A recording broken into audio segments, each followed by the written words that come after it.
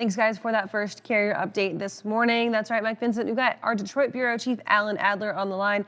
Alan, thanks for joining us this morning. How was your 4th of July weekend?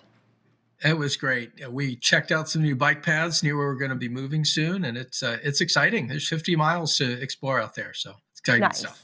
Good to hear. Welcome to FreightWaves Now this morning. We gave a little snippet of a preview about your 7 a.m. story that's up on FreightWaves.com this morning, talking all about safety drivers in those autonomous trucks. Talk to us about your story and how I think the headline read they're more than just babysitters. Yeah, I added that late in the game because it's important to know that these, you say safety drivers, say, well, what is that? Somebody who's sitting in the cab and basically not putting their hands on the wheel unless they absolutely have to, and certainly not braking the truck, because they are there to make sure that the software that's driving the truck, the robot, if you will, is doing its thing. There's a lot more to it than that. We talked to a couple of the safety drivers who are out there, including what we think is probably the first woman who had that role at Embark Trucks. And, they've been involved in a lot of different things in terms of getting these trucks ready to go. They perform a number of functions, including technological help. This one woman, Beverly Morrison, said that she actually helped label traffic cones for construction zones and things like that, where these trucks are now learning to navigate by themselves. Talks a lot more than you would expect about technology than perhaps someone who's delivered gasoline for 25 years, which is what she did in her previous career. Ruben Cardenas, who is with Plus out in San Francisco, will be out there later today, as a matter of fact, to visit with him. But Ruben, hauled wine up and down the California coast for many years as a driver for Michael Ducey Trucking, and also was an O&O. Prior to that, he's been really the senior driver now at Plus, getting their trucks ready. So there's a lot going on out there in terms of what these folks do. They're wanted because they have the trucking knowledge. They know the roads. They know they know what can happen in a truck, and so they're really valuable that way. But they're also being used, I think, in some unexpected ways, Kaylee. So one of those ways that they're being, and good morning to you, Alan. Excuse me, where are my manners? I'm sorry, my friend. I hope you had a great weekend.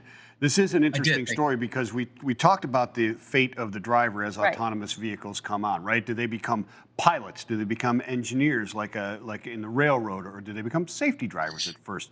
So what are some of those other things, right? I read that about Mr. Cardenas being in there, and I forget the woman's name, but she had like 3 million miles of safety, which is unbelievable. Is that what they're looking for people to do these type of things, to safe drivers, or do they have some other technical background? Well, certainly experienced drivers for one thing, and it was really funny because when Beverly Morrison said that, she was one of the older people there. It's funny because she didn't mention that the CEO at Embark Trucks is 25 years old and has a $5 billion business. We won't go any further there right now. We're going to talk to Alex during the upcoming Autonomous and Electric Vehicle Summit, as a matter of fact. But little plug there. But honestly, I think Beverly was surprised, quite honestly, at how much she was really asked to do that went beyond just being in the truck. I mean, obviously, she said they want experienced drivers and obviously safe drivers. She had about 2 million miles. She's not exactly sure how many, because most of her work was, going from refineries to filling stations and that sort of thing in Northern California. But she did a few other things along the way. But these guys have a bunch of miles. They've got a lot of years behind them. They're exactly the kind of people they want to get to know these trucks and train them, really. I keep thinking that movie was How to Train Your Dragon, how to train your robot truck. I mean, that's really what's going on here. And so, Alan, these drivers are not just necessarily there to watch the truck and be there to take control if things go wrong. Are they also taking observations about how it's behaving on the roadways? Are they looking at, this is how this highway is behaving, and this is kind of the trends that we see with traffic, and kind of taking that data and being a second data source, I guess, for those programmers who are maybe programming that robotic technology? A lot of the times, Kaylee, they have an engineer with them, an autonomous vehicle engineer, and that person is watching the software performance. That's really not what the safety driver is doing. But the safety driver is deciding, where is the best place to do this particular test. Ruben said, for example, if we're looking at lane centering technology, he'll find a road that has some curves in it that will allow for that technology to best be done.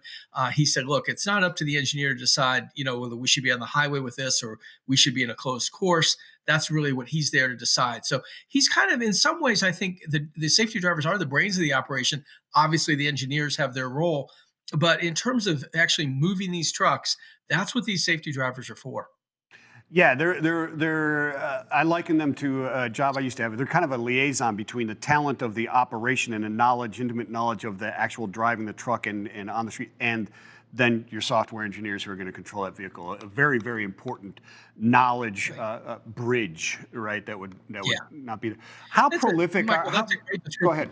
Go ahead, Alan. No, I was gonna say that's a great description of what these guys are. I mean, I think the intent here was perhaps to get kind of a day in the life story, and we may come back and do that because I'll be riding with Ruben tomorrow in Northern California. But I think that what's really going on here is there is this sort of liaison role as you describe it.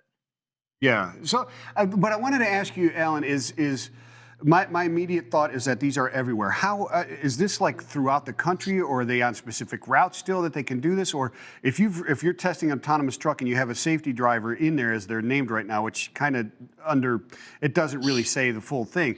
Are you allowed to just drive it anywhere and do this with somebody in there, or do they have to keep to certain test areas, et cetera?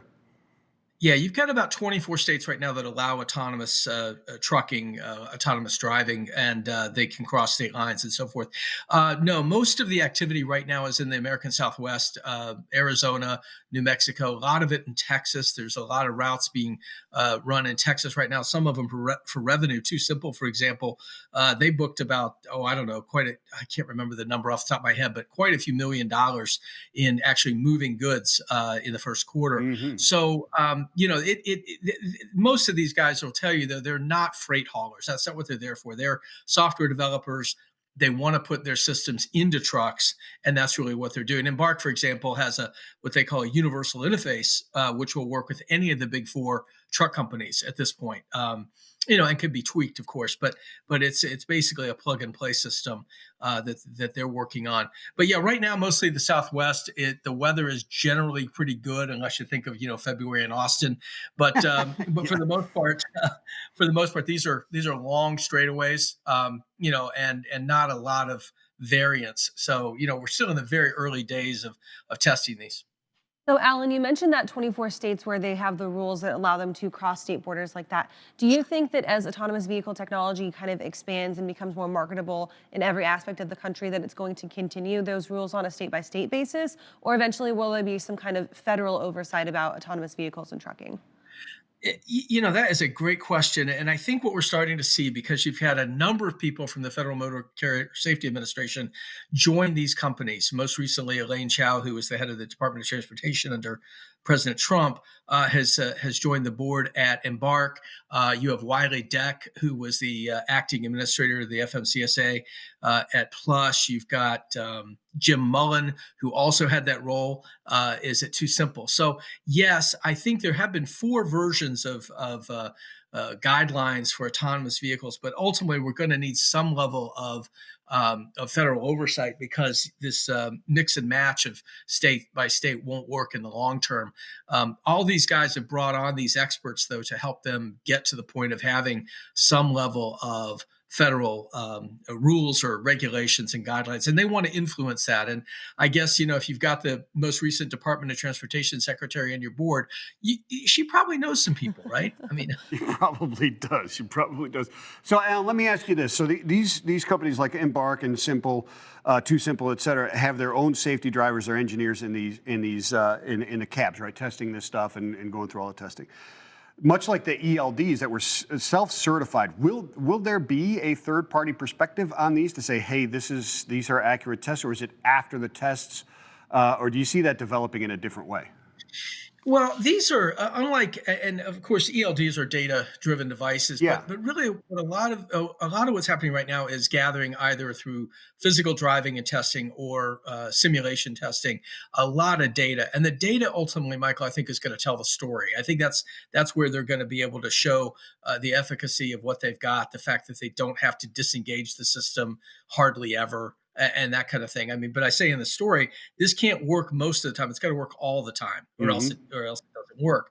The holy grail of this whole thing is driver out, getting the driver out of the truck altogether, and letting the computers and the sensors and so forth do their thing. We're going to see the first test of that in the fourth quarter from Too Simple in Arizona. They're going to do that. Many of these folks are talking about having the driver out by 2023.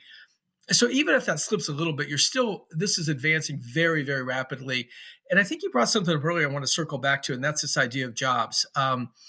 These guys are evangelists. These safety drivers are evangelists in a sense for what it is they're doing, because there's a lot of fear and loathing out there on the part of truck drivers that, hey, you're going to take my job away from me. Well, the jobs that'll probably disappear will be the ones that nobody wants anyway, and that's Hmm. long haul trucking. There's Hmm. very Right. few applicants.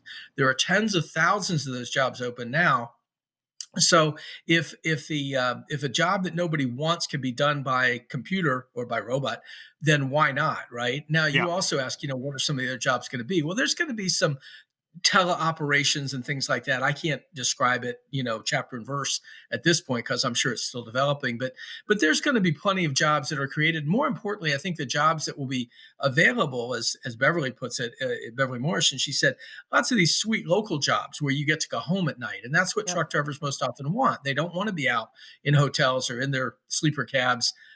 For days on end. They want to get home and have family time. And it's funny about Ruben Cardenas. He said, look, he said, I did this. He said, we were expecting a baby and I wanted to be at Yeah. home. And so this opportunity to go to Plus got him off of the long haul routes, right? Yeah, no, that's exactly right. It positions people like Baton perfectly, or they've positioned themselves. Alan, thank you so much. It's always a pleasure speaking with you. Can't wait to do it again, and looking forward to the autonomous vehicle summit. Absolutely. Catch Truck Talk with Alan Adler on Friday afternoons. Always a great place to find more information on that.